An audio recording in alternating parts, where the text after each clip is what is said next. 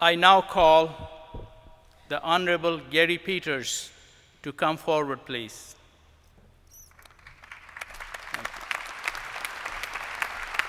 Thank you.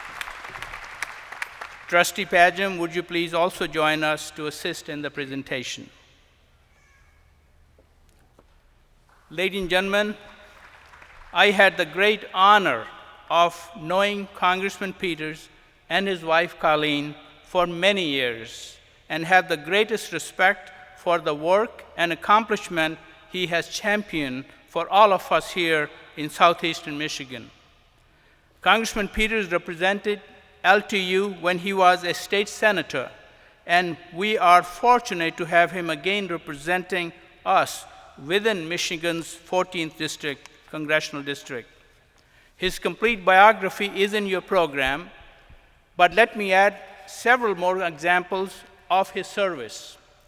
In 2011, he joined Congressman Sandra Levin in a roundtable at LTU to discuss the trade adjustment assistance benefits with students and employees and employers.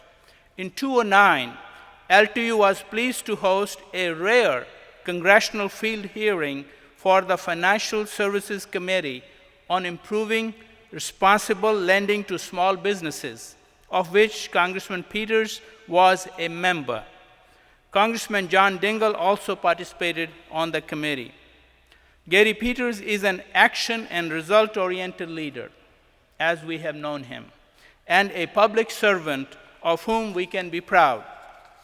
He is focused on issues and solving real problems that transcend party lines. He has consistently emerged as a congressional leader people can trust, no matter what the district and the boundaries may dictate.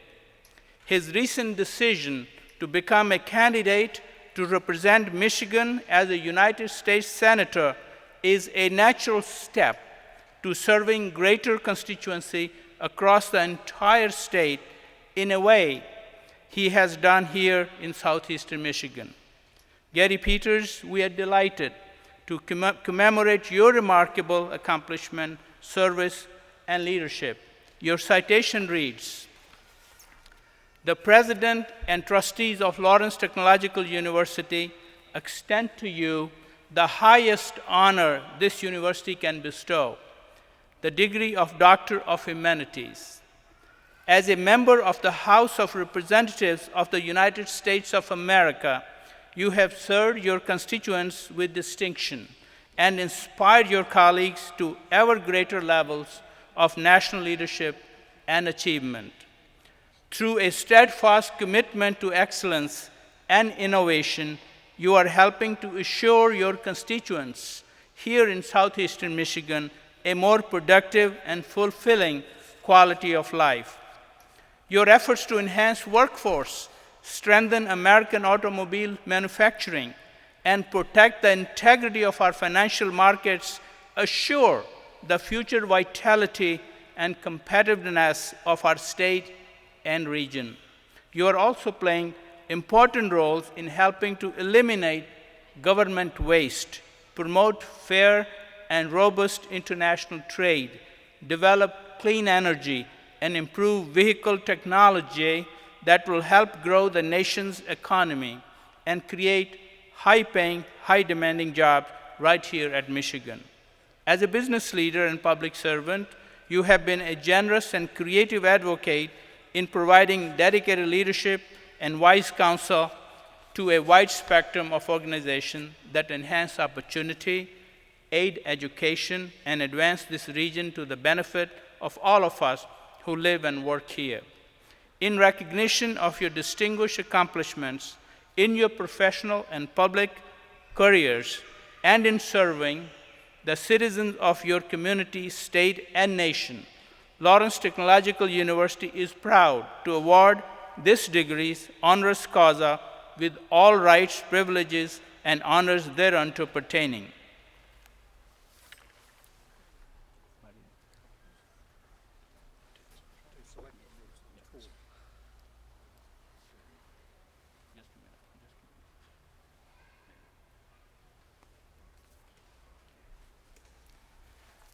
Ladies and gentlemen,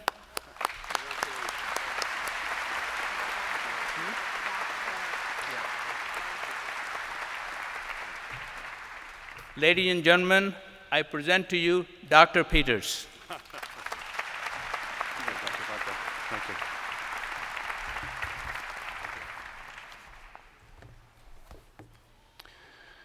Well, thank you, and thank you, Dr. Madgyal, for your warm and generous words. It is indeed a great honor and a privilege to be here today, and certainly I consider Dr. Vrinder Madgyal a longtime friend, and he has been a tremendous and tireless advocate and an ambassador for higher education, and Lawrence Tech is truly very lucky to have him and his incredible vision. Thank you for your leadership.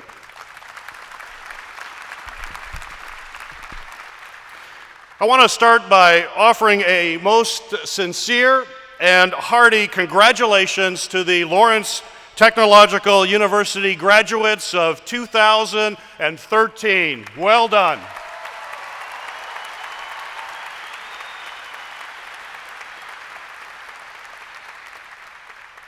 Not only do you make your family and friends proud of your accomplishments today, you also make your community proud as well. I have long been a very strong supporter of Lawrence Tech, and it is an immense source of pride for me to represent this exceptional institution and student body in the United States Congress. Today, I'm especially humbled to be awarded an honorary degree from Lawrence Tech. I'm pleased to wear the blue and white, and I hope in the next few minutes I can leave you with a few thoughts on the exciting journey that lies ahead for you. I would like to start by emphasizing something that I'm sure you already know to be true. Wherever you are headed after today, I am confident that you will appreciate that you have been blessed with an extraordinary education. Building on the talents of a gifted faculty and staff, Lawrence Tech continues to break the mold, redefining expectations for excellence in higher education. Just as this institution has challenged and inspired you as students, so it has challenged the possibilities of what an outstanding technological education can achieve.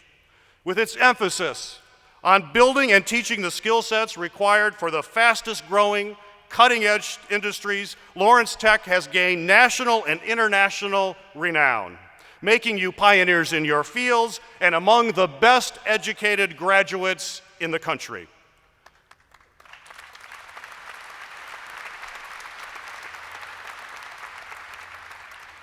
It is a special point of pride that Lawrence Tech has emerged as a pipeline for professional talent here in Michigan, and with one of the best rates of return for graduates in the entire country.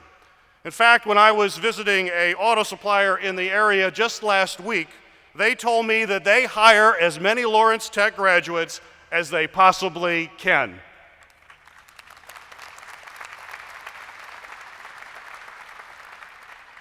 After today, you will join the elite ranks of alumni who have gone on to distinguished careers in engineering, architecture, science, technology, and business. Without question, we are all expecting great things from you.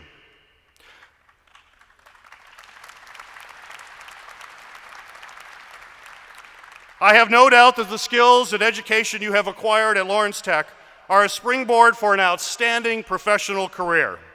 However, an outstanding professional career is no longer good enough. I stand before you today to ask that you do more than just be great in a career. I call on you to practice your skill and your talent for the greater good. You are leaders in your field. You have been taught to use your critical, analytical, and technical skills to tackle challenges head-on and devise practical, common-sense solutions to very difficult problems. You are the next generation of independent thinkers and creative problem-solvings, and now more than ever, we need you. We need you to engage and use your expertise in your community and the world around you. Though Lawrence Tech continues to evolve, it is important for us to recall its original mission and its unique history. Lawrence Tech was founded during the Great Depression as an investment in workforce infrastructure and innovation. Your original founder, Russell Lawrence, and the students before you shared the mission that Lawrence Tech could be a beacon, even during one of the most economically dire times of our nation's history. In the midst of an economic collapse, your founder saw that the only way out of the crisis was through innovation. His gift is a university that is a model for how we can harness the talent of this generation to build a better and more advantageous future for the next. From the Lawrence brothers to the classes of students that have preceded you, they believed, as you must, that Lawrence Tech could help forge a path forward and a brighter future ahead. Today, you are graduating at a critical and a demanding time. We, as Michiganders and as Americans, are still recovering from the worst economic meltdown since the Great Depression. The turmoil after the financial meltdown of 2008 and 9 seeped into every aspect of ordinary American life. The fundamental belief that hard work and playing by the rules is the way to find a good-paying job, raise a family, and retire with dignity is no longer as certain as it once was. The new normal for too many American families is fraught with uncertainty. Too many people are still out of work, and too many jobs are not coming back. The American middle class is the bedrock of a strong economy and democracy. It must be strengthened for America to be great.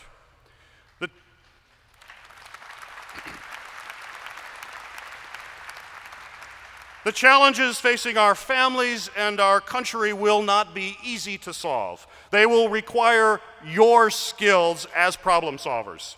In Michigan, we need innovation to open doors, generate economic activity, and restore the promise of the American dream.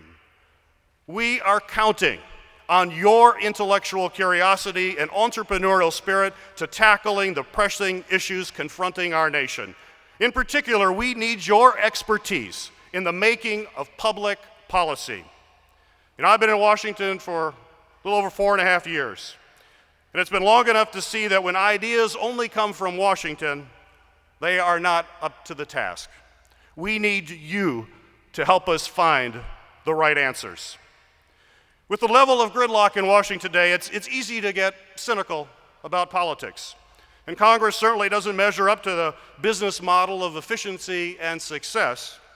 But before you write off the inability of government to get things done, remember that the politicians who frustrate you did not get there on their own.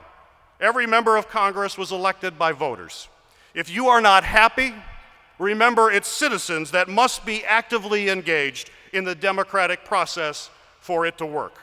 We must demand more out of government, and that starts by strengthening our democracy from the inside out. Before being elected to the United States Congress, I spent over 22 years as a businessman. I left a business career and entered into public service because I believed that the skills that made me an effective financial advisor were needed in government. In 2008, when I ran for Congress, our economy was on the verge of collapse. When I arrived in Washington in 2009, we were in the midst of an economic crisis, and yet around me I saw too many of my colleagues engaging in partisan game playing that did nothing to solve the real problems that we faced. However, I sought out colleagues who were not interested in game playing and drew on my business background to take a role in shaping reforms and consumer protections to hold Wall Street accountable for the speculative excesses that had brought our economy to its knees. The final Wall Street reform includes legislation I wrote called the Shareholder Empowerment Act, which protects investors by reforming corporate governance practices, reducing incentives for excessive risk-taking, and encouraging practices that will lead to stable long-term growth. I also fought for investments in our small businesses, the true engine of growth for our economy. I was an author of the Small Business Job Act, which was signed into law by President Obama. And the part of my law that I wrote will significantly increase lending for small businesses and has already helped create thousands of jobs here in Michigan. But I think it's very important to note, as I mentioned that law, that many of the ideas that went into that law that is transforming so many businesses in our state now were first discussed during a field hearing of the Financial Services Committee right on the campus of Lawrence Tech. That bill started on your campus and is transforming the way lending occurs for small businesses across this country.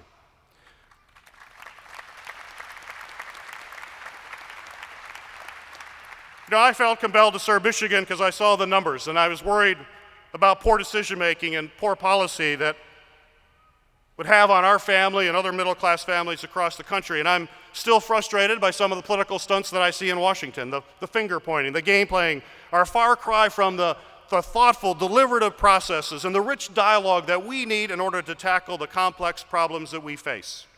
I also believe that people in public service need to do more listening than talking. And for me, the most important conversations are those that happen around the family dinner table. Those are the concerns and the voices that must be heard and acted upon. Unfortunately, there are not enough people with strong business backgrounds in Washington, and it shows.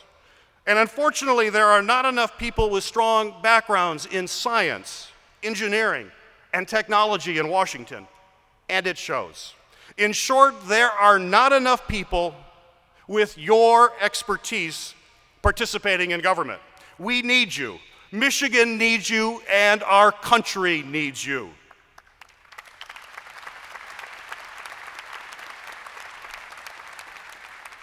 Service is the cornerstone of democracy. Our system only works when people like you actively engage in it. And now, more than ever, we need innovators in our government. We need creative problem solvers making public service. You cannot be a success if your community and your country are not successful.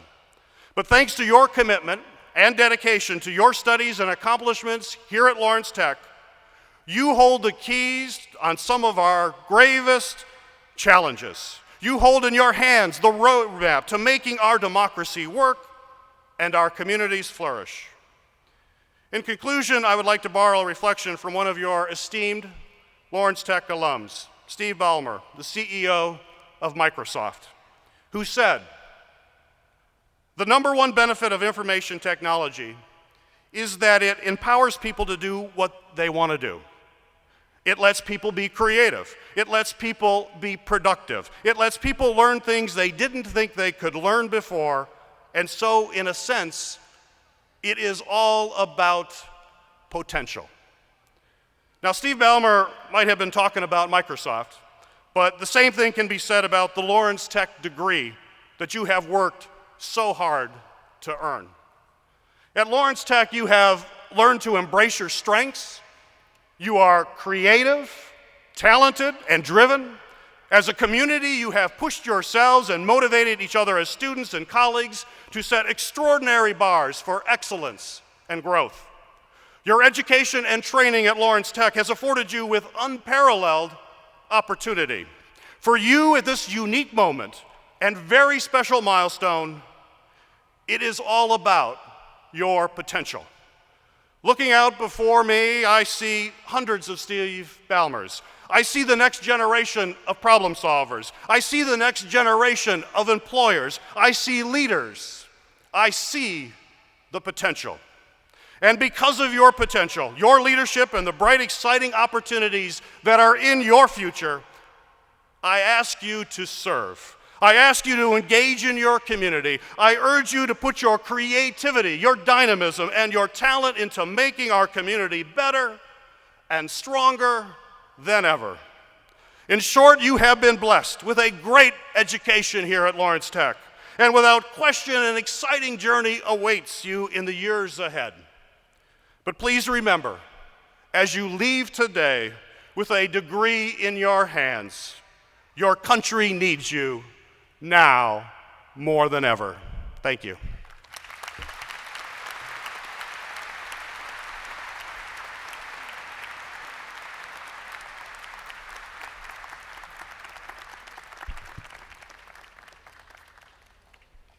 Thank you, Dr. Peters, for your inspirational words and advice to our students.